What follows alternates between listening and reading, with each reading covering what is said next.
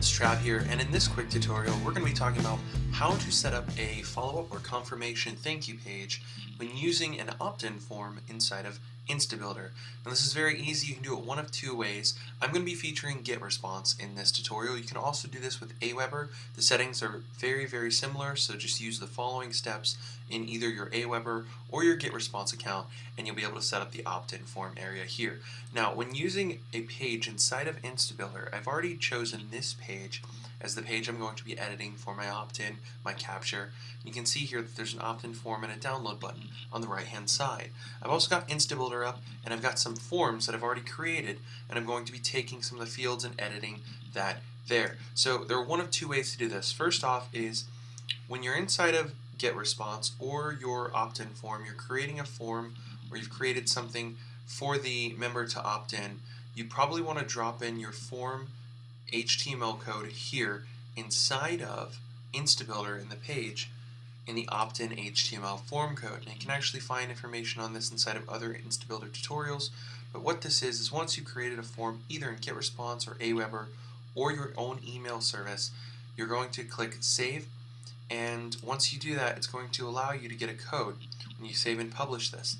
This code can be taken and dropped into the Instabuilder area to automatically use their form but still have the capture process the same way that you have it set up in your email system.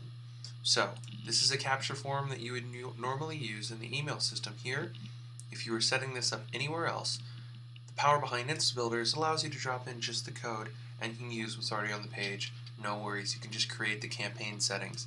Now, to do this a little bit differently, what we're going to want to do is come under the cog area. Now it's another cog on GetResponse. It might be somewhere different in Aweber, but here is where you can set up your thank you page or your already subscribed URL. Let me explain these two.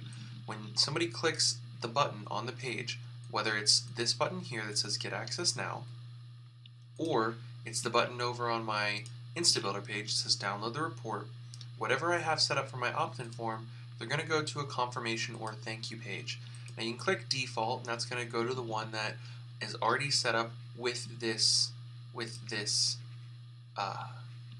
opt-in here. And that thank you page looks a little bit like this. It's very simple, it's well done.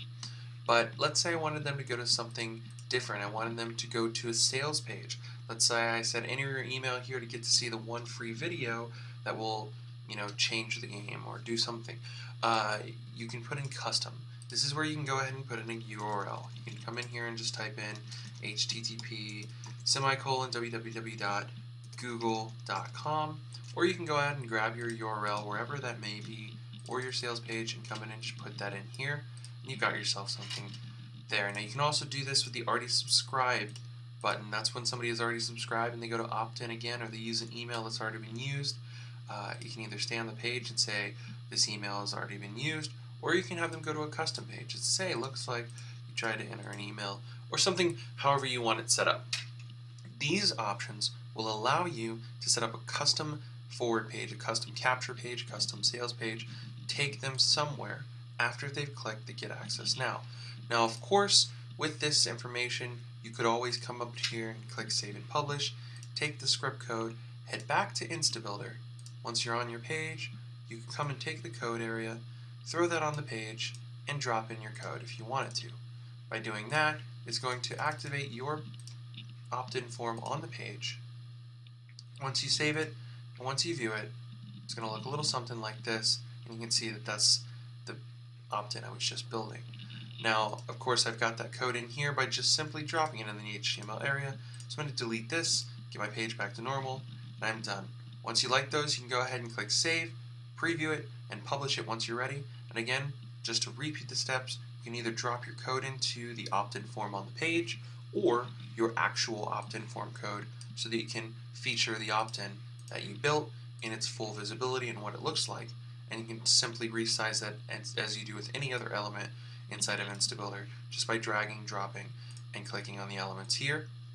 Once you've done that, your opt-in form's there, and make sure you set up your custom thank you page, because that's where you can really get all the power in putting them to wherever you want them to end up. Thanks, I hope this tutorial helped a little bit more on understanding the opt-in process as well as how to get that forward page and custom thank you page up. Cheers, Hope you're awesome and make it great.